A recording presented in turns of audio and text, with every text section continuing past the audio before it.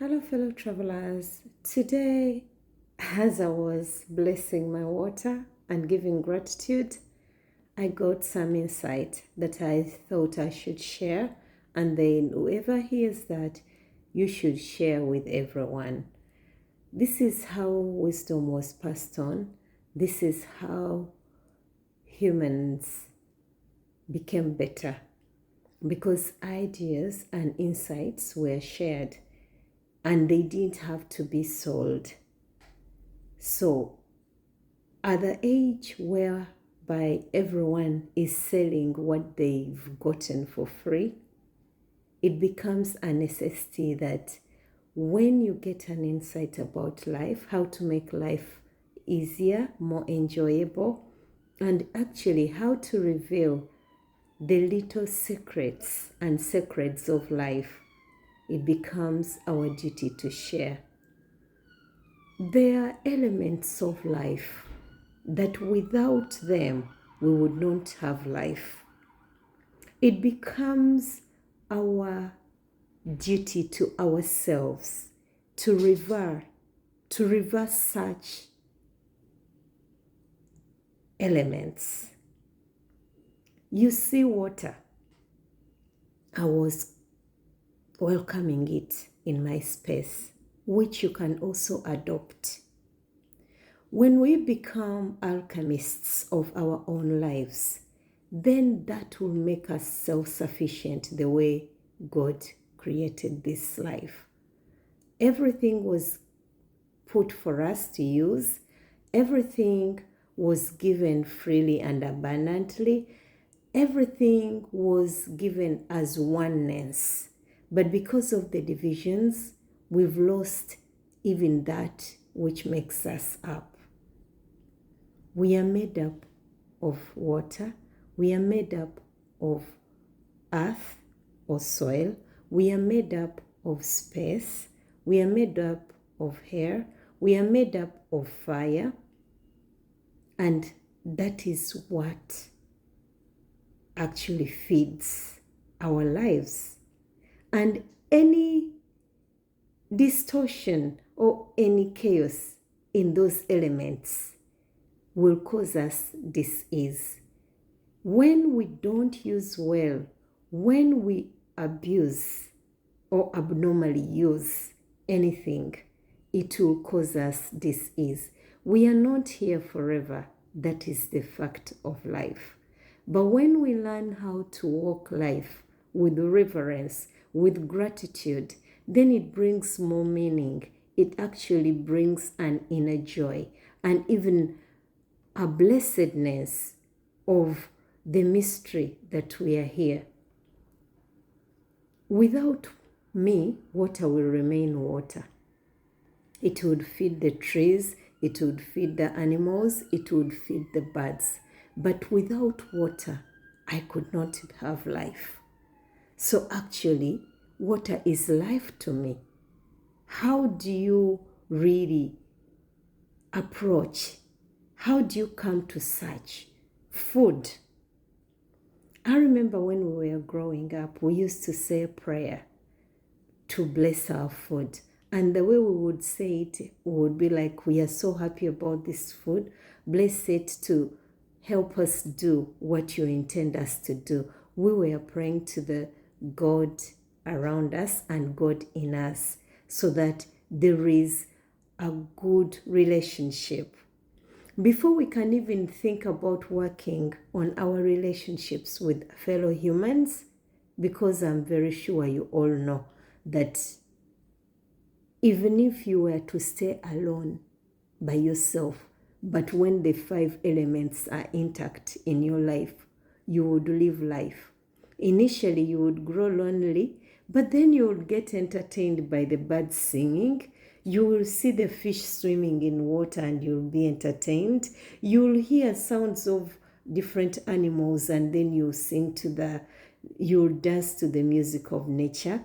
So, once we start to really understand that we are just a tiny speck in this game of life, and we are actually just being held by life, and that is by grace. we learn to walk in humbleness. Know the lords around you from the Lord of Lords. What I mean to say is that Creator God, or source of everything, put for us things to symbolize His greatness or her greatness. Remember, source has no physical reference. If you're to ask an elephant that who is your God, it will tell you that is a big, massive elephant bigger than me. If you're to ask a monkey, it will tell you that it must be a very big monkey. That's why the Indians have different gods or symbologies. We are all just trying to understand the mystery of this life. But when certain insights come to you, it evolves us to share it. Among the things you should give gratitude to, be grateful for the space that it is holding you, it is allowing you. Even if you were in prison, they wouldn't lock you in a room without space. It might be very tiny. That's why you see people like Nelson Mandela were able to stay in prison and yet retain the humanity in them, because they could see beyond. They could see beyond that I still have space. If Mother Earth were to move, where would we step? Where would the food come from? If the sun were not to come out, where would we be? I don't think anyone. If you do, then thank you very much. Welcome to the club. It is not every day, but whenever you can, to thank the sun for coming out, to feed the plants so that they can feed us. I think we should go back to such God. Initially, that was the true worship of our Maker, because we could see what God had done and would be like, we are so grateful. But now when you start being told how you should worship your God, how your God is going to do this, it becomes chaotic. And because that is not our true nature, we've failed to find peace, we've failed to find joy, we've failed to be in harmony, even if the fish in the sea show us, even if the animals in the forests show us, even if the birds show us. We have failed because we are so entangled. May we remember, may we know how to be grateful, and automatically we will walk gracefully and humbly, because we will know that there is so much that can go on without our presence. Yet, that which we don't give reverence and gratitude and praise as a sign of the love from our God. If it were to go, if all the water was to rebel and it stops following the channels that were created by Maker, and they overflow, and then the water becomes all poisonous, who will survive it? Then you know that your position in life means nothing. If you were to be dehydrated, you would need water no matter who you are.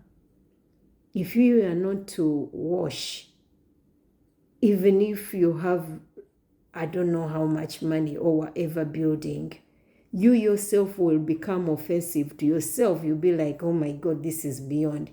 You'll put on all the natural deodorants and to mask, but eventually your skin will peel to show you that water is a symbol of your God. Space allows you to exchange. The air we can't see is breath to feed us. Remember, let's remember tell another, let another tell another. It is these lessons that we need more than learning about Venus and Jupiter and what is happening in Japan right now. Thank you.